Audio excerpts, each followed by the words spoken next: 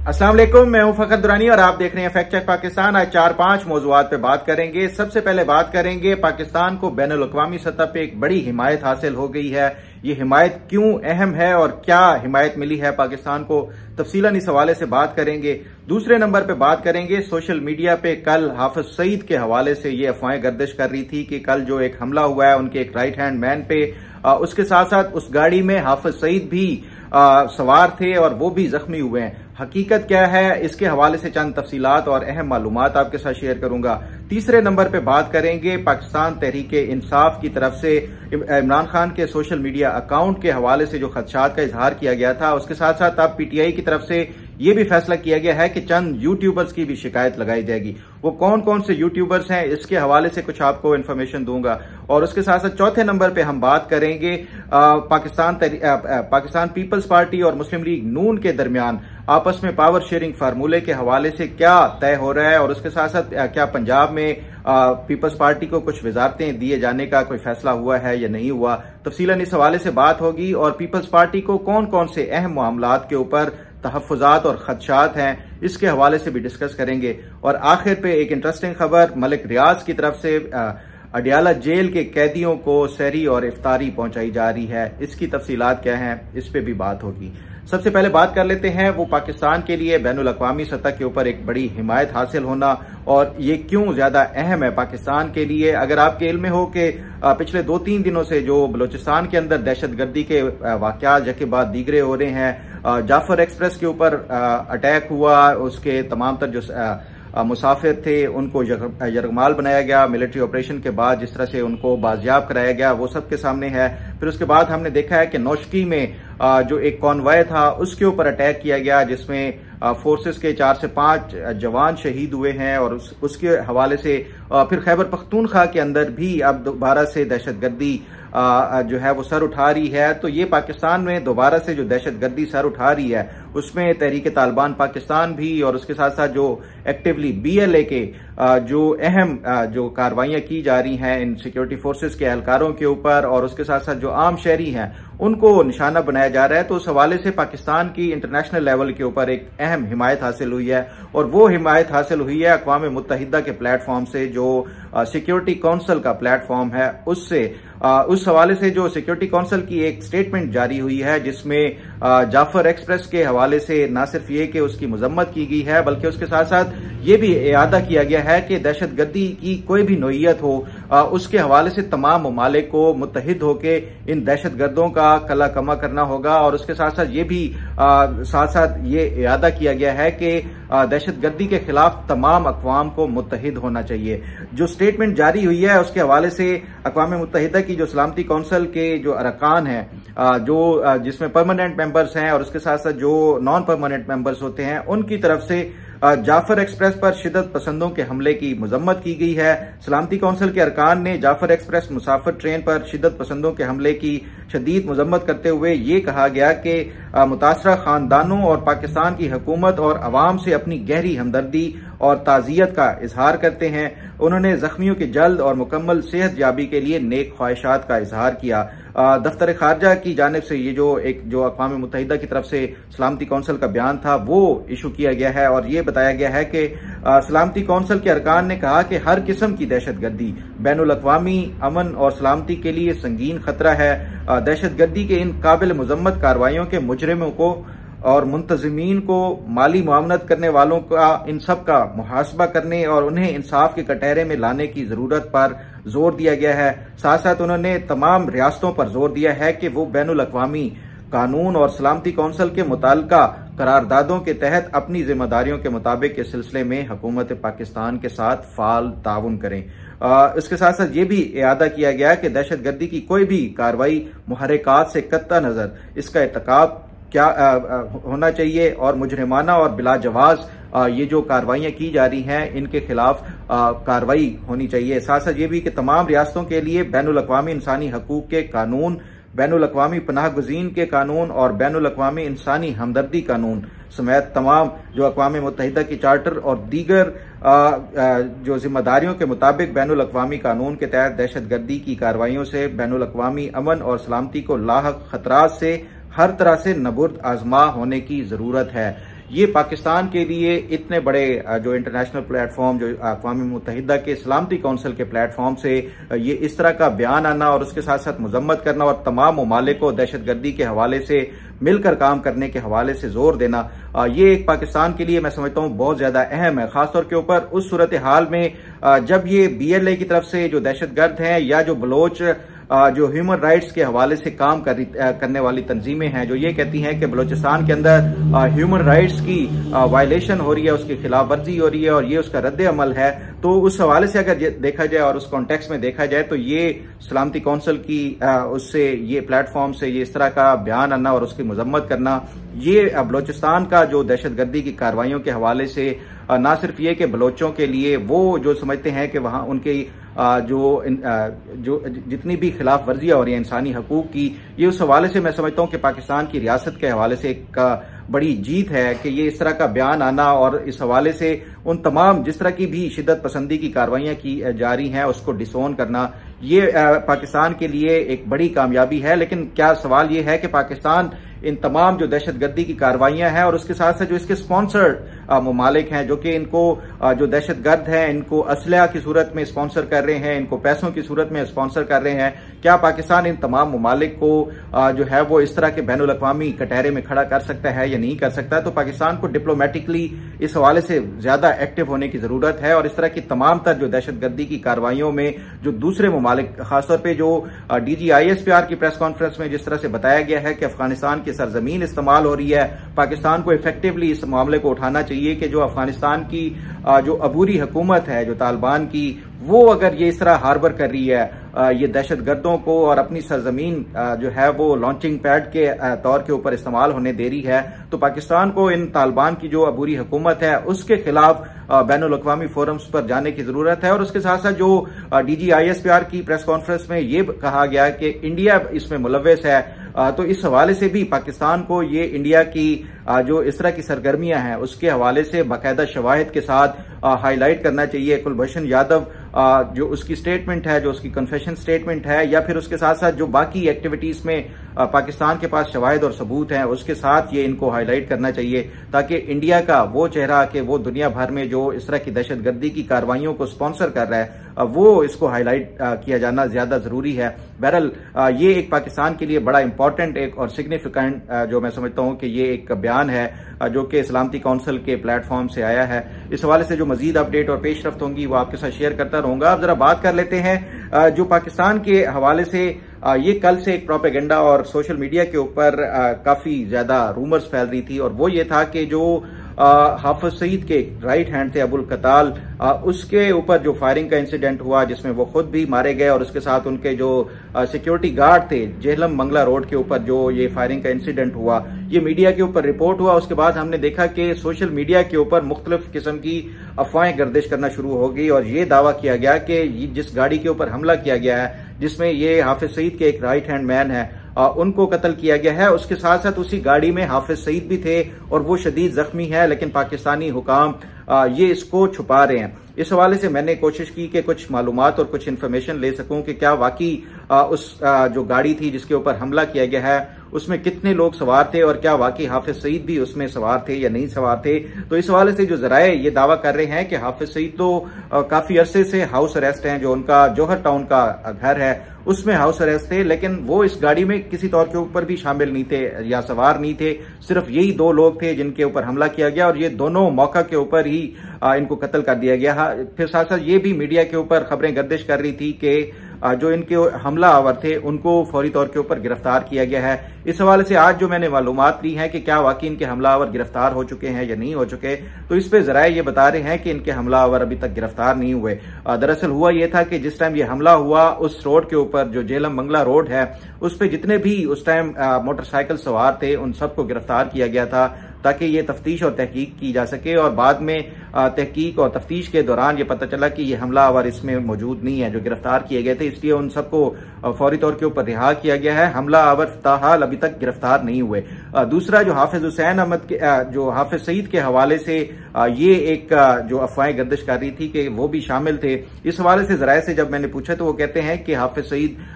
बिल्कुल भी इसमें गाड़ी में सवार नहीं थे और ना ही उनके ऊपर कोई हमला किया गया, वो बिल्कुल बाहिफाजत हैं। साथ साथ ये भी जराए ने यह दावा किया कि जो हाफिज सईद का जौहर टाउन का घर है उसके ऊपर पहले जो माजी में रॉ की तरफ से कुछ हमला करने की कोशिश की गई है, तो उसकी बुनियाद के ऊपर अब ये उनको परमानेंटली रोटेट किया जाता है। जो उनकी जौहर टाउन का घर है ये क्योंकि एक जो उनका घर है वो बिल्कुल लोकेटेड है, अब रॉ की तरफ से आइडेंटिफाइड है, इसलिए उनकी जो लोकेशन है बार बार तब्दील की जाती है उनकी अपनी सेफ्टी और सिक्योरिटी के खातिर। इसलिए ये जो हाफिज सईद के ऊपर अगर ये अटैक होता तो ये कोई छोटा इंसिडेंट नहीं था और ना ही ये बात छुपाई जा सकती है। ये एक बहुत बड़ा जो है वो एक इशू बन जाता है इंटरनेशनल लेवल के ऊपर भी अगर हाफिज सईद भी इस हमले में जख्मी होते। इसलिए ये तमाम तर जो अफवाहें हैं बिल्कुल गलत हैं। इस हवाले से जो सरकारी जो हुकूमती वज़रा हैं उन्होंने भी इसकी बाकायदा से तरदीद की है कि हाफिज सईद इसमें शामिल नहीं था। जिस गाड़ी के ऊपर हमला किया गया ये एक वीगो डाला था जिसमें ये दो लोग ही थे, जो एक इनका राइट मैन था अबुल कताल और दूसरे जो उनका जो गनमैन था वही दोनों कत्ल हुए हैं, उसके अलावा कोई नहीं हुआ। इस पे जो एजाज सैयद मेरे कुलीग हैं उन्होंने खबर की और ये इस हवाले से बताया है बाकायदा कि किस तरह से जो रॉ का नेटवर्क है ये पाकिस्तान में पिछले चंद अरसे से कोई 1 दर्जन के करीब जो टारगेट किलिंग में मुलविस है और उसका जो तरीका है वारदात का वो यही है कि वो यूएई में जो काम करने वाले पाकिस्तानी हैं उनको इन्वॉल्व करते हैं, उनको किसी तरह से भी चाहे वो ट्रैप करते हैं या पैसों की लालच देके उनसे पाकिस्तान के अंदर इस तरह की दहशतगर्दी की कार्रवाइयां कर रहे हैं। इस हवाले से उन्होंने जो है वो आज रिपोर्ट भी किया है और ये बताया है कि किस तरह से ये इसमें भी ये जो एक सिग्नेचर जो ये इंसिडेंट लग रहा है या जो वाकया लग रहा है इसमें भी रॉ के फुटप्रिंट्स जो है वो मुलव्वस हैं। ताहम अब देखते हैं कि इस पे जो सिक्योरिटी इदारे हैं और जो तफ्तीश करने वाले हुकाम हैं वो क्या इस पे जो इनके कातिल हैं उनको पकड़ते हैं और उनसे क्या सामने जो है वो तफ्तीश के दौरान सामने आती है मालूमात। जैसे भी कोई इन्फॉर्मेशन मिली आपके साथ जरूर शेयर करता रहूंगा। अब जरा बात कर लेते हैं पीटीआई के हवाले से। जो चंद दिन पहले आपके इल्म में है कि ये पीटीआई की एक बड़ी हाई लेवल मीटिंग हुई जो इनके पार्टी के अरकान हैं अली अमीन गंडापुर, बैरिस्टर गौहर, जो जुनेद अकबर, उसके साथ उमर अयूब खान, असद कैसर, ये तमाम इनके जो Khyber Pakhtunkhwa house KP house है इस्लामाबाद में इनकी एक मीटिंग हुई और उसमें यह फैसला किया गया कि जो तमाम तर जितने भी मुज़ाकरात चाहे वो पस पर्दा हों या हुकूमत के साथ मुज़ाकरात हुए थे उसमें कोई भी पेशरफ्त होती है तो वो फौरन उसको इमरान खान का जो अपना ट्विटर अकाउंट है और उसके साथ साथ जो पीटीआई का सोशल मीडिया जो अकाउंट्स हैं जो ऑफिशियल सोशल मीडिया अकाउंट्स हैं वो सबूताज कर देते हैं मुख्तलिफ ट्वीट्स करके और इस तरह की जारहाना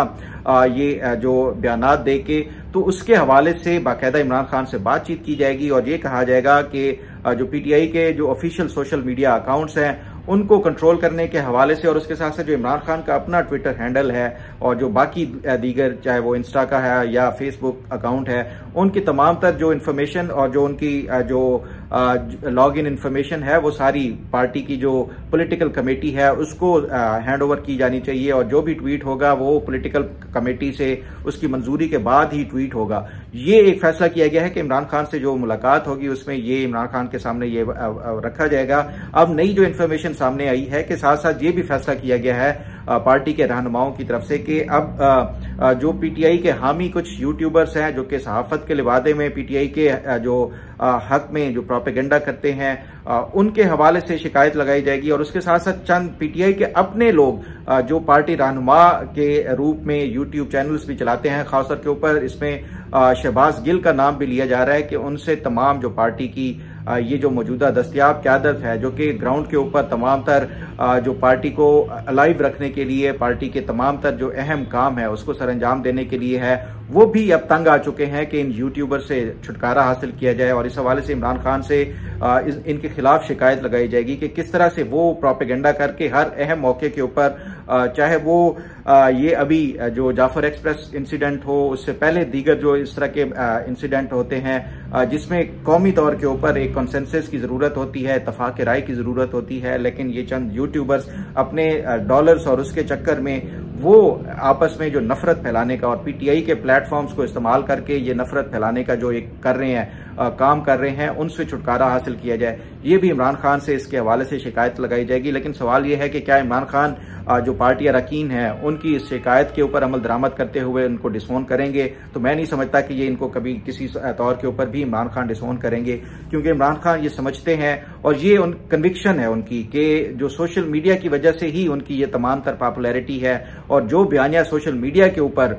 उनकी पार्टी के जो ऑफिशियल अकाउंट्स हैं उनसे चलाया जाता है, उसी को ही सबसे ज्यादा पजीराई मिलती है। इसलिए वो डिसोन नहीं करेंगे, चाहे जितना भी ये जो पार्टी के अरकान हैं वो इस हवाले से इनकी शिकायत लगा लें। बहरहाल अब देखते हैं कि जब ये कोई शिकायत लगाते हैं तो इमरान खान का इसके हवाले से क्या रद्द अमल आता है। इस पे जो भी पेशरफ्त होगी वो आपके साथ शेयर करता रहूंगा। अब जरा बात कर लेते हैं पाकिस्तान पीपल्स पार्टी और उसके साथ साथ जो मुस्लिम लीग नून के दरमियान आपस में जो तहफ़्फ़ुज़ात हैं एक दूसरे के हवाले से, वो हर गुजरते दिन के साथ शिद्दत अख्तियार करते जा रहे हैं। अभी रिसेंटली जो एक अनाउंस किया गया है कि जो पंजाब में 4 नई नहरें निकाली जाएंगी, जिसमें से एक जो है वो चोलिस्तान के हवाले से ये था, तो उस पर सिंध की तरफ से काफी रेजिस्टेंस आ रही है। तो पीपल्स पार्टी की तरफ से एक तो ये फैसला किया गया है कि वो इन नहरों के हवाले से पीपल्स पार्टी एक जलसा मुनक्किद करेगी और इस हवाले से जो अपना बयानिया है इन नहरों के हवाले से और सिंध के पानी का जो हिस्सा है, जो शेयर है, उसके हवाले से वो सिंध में एक लार्जर कॉन्सेंसस डेवलप करने के हवाले से और अपना जो इनका एक मौक़िफ़ है या जो पॉइंट ऑफ व्यू है वो उसको बयान करने के हवाले से एक जलसा मुनक्किद किया जाएगा। उसके साथ साथ जो दीगर अहम जो इस मौजूदा वफाकी हुकूमत है उसके साथ इनके मामलात जिसके ऊपर इनके आपस में दोनों के तनाज़ात चल रहे हैं, एक तो ये नहरों वाला मामला है, फिर उसके साथ साथ जो पावर शेयरिंग का फार्मूला है पंजाब के हवाले से कि जब इनके दोनों का आपस में इत्तेहाद हुआ, ये फैसला किया गया था कि पंजाब में इनको इनकी जो सीटें हैं उसके हिस्से के मुताबिक इनको जो अख्तियारात दिए जाएंगे पंजाब के अंदर, खासतौर पे उन हलकों में जहां पे पीपल्स पार्टी के कैंडिडेट जीत के आए हैं। इस हवाले से ये मुख्तलिफ जो मीटिंग्स और वो हुई हैं, लेकिन ये पहले भी कई दफा रिपोर्ट कर चुका हूं मैं भी कि मरियम नवाज की तरफ से जितनी भी मुलाकातें हुई हैं ये रिजेक्ट कर दिया गया है। खासतौर के ऊपर जो ट्रांसफर एंड पोस्टिंग्स हैं उसमें किसी तौर के ऊपर भी सियासी तौर पे इसमें मुदाखलत नहीं की जाएगी, चाहे वो पीपल्स पार्टी इस इत्तेहाद में रहे या ना रहे। मरियम नवाज की तरफ से एक जो सिस्टमैटिक तरीके से ट्रांसफर एंड पोस्टिंग का जो एक नया मैकेनिज्म तैयार किया गया था, वो ये चाहती हैं कि वो इसी तौर पे ही चलेंगी। तो ये पीपल्स पार्टी के जो तहफ़्फ़ुज़ात थे उसके ऊपर फिर कमेटी बनाई गई है और अब गवर्नर और उसके साथ साथ जो स्पीकर हैं पंजाब असम्बली के मलिक अहमद खान, उनकी सरबराही में जो कमेटीज हैं वो आपस में मुलाकातें कर रहे हैं और ये तमाम तर जो मामलात हैं उनको निपटाने के हवाले से, और उसके साथ साथ ये भी जो मुख्तलिफ हलकों से ये इंफॉर्मेशन मिल रही है, जरा ये बताते हैं कि शायद पीपल्स पार्टी इस जो पंजाब हुकूमत में काबीना का हिस्सा बन जाए। पीपल्स पार्टी जो है वो अपने जो टोटल नंबर ऑफ जो मेंबर्स हैं उसके हिसाब से वो कहते हैं कि हमें 3 जो सूबाई वज़रा की जो नशिस्तें दी जाएं, जबकि हुकूमत की तरफ से ये उनसे वो किया गया है कि उनको 2 नशिस्तें दी जा सकती हैं सूबाई जो काबीना है उसमें। अब देखना यह है कि इस हवाले से क्या पीपल्स पार्टी की तरफ से फैसला किया जाता है कि क्या ये इस जो सूबाई हुकूमत में भी शामिल होते हैं और काबीना में शामिल होते हैं या नहीं होते। अगर पंजाब में होते हैं तो फिर उसका मतलब है कि ऑब्वियसली इनको विफाक में भी ये काबीना में शामिल होना चाहिए था, जो कि नहीं हुए, और यही वजह है कि जो वज़ीर आज़म शहबाज शरीफ हैं उनको अपनी ही नून लीग से ज्यादातर जो नए वज़रा को शामिल करना पड़ा है। बज़ाहिर ये लगता है कि पीपल्स पार्टी के जो तहफ़्फ़ुज़ात हैं पंजाब के हवाले से और जो अपने उनके मेंबरान हैं उनको खुश रखने के लिए ये फैसला कर सकती है कि वो पंजाब में तो काबीना में शामिल हो जाए लेकिन विफाक में ना हो।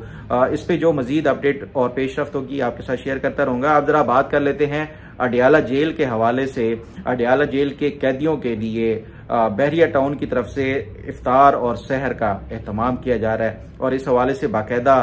जो नई एक इन्फॉर्मेशन सामने आई है कि जो सहरी और इफ्तारी के लिए जो बहरिया टाउन की तरफ से बंदोबस्त किया जा रहा है उसमें रोजाना जो की बुनियाद पे और जो हफ्ते में 5 दिन सुबह और शाम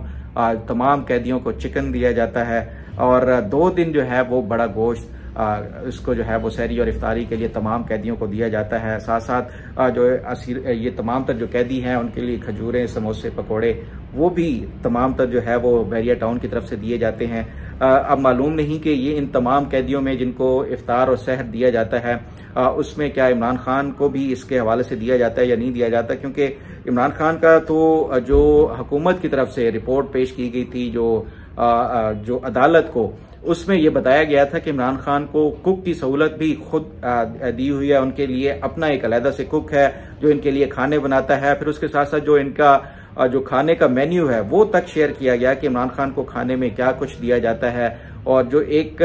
साथ साथ ये भी कि इमरान खान के ऊपर जो टोटल अखराजात हैं अब तक जो उनके ऊपर जेल में खाने पीने और उसके हवाले से जो अखराजात थे 1 करोड़ के करीब उनके ऊपर खर्चा किया जा चुका है। और जो माहाना खर्चा है इमरान खान पे वो पहले 6 लाख था, लेकिन अब बुशरा बीबी भी अडियाला जेल में जब से दोबारा कैद हुई है तो उसके बाद ये इन दोनों के ऊपर जो खाने पीने का खर्चा है वो 6 से बढ़ के 8 लाख रुपए हो चुका है। जो इनके खाने पीने का जो मेन्यू है और उसके हवाले से अखराजात आते हैं। ताहम ये दावा साथ किया गया था कि ये जो पैसे हैं 6 से 8 लाख रुपए ये इनकी अपनी जो फैमिली है या इनकी पार्टी है वो अदा करती है। ये इस हवाले से कोई आज़ाद तौर के ऊपर जो आज़ादाना ज़राए से कोई कंफर्म नहीं हो सका कि ये हुकूमत के खर्चे से तमाम तर इनको खाना मिलता है या फिर ये अपनी जेब से अदा करते हैं। बहरहाल आज तक के लिए इतना ही। उम्मीद है आपको आज का वीलॉग भी पसंद आएगा। अल्लाह ताला आपका हामी और नासिर हो। अल्लाह हाफिज।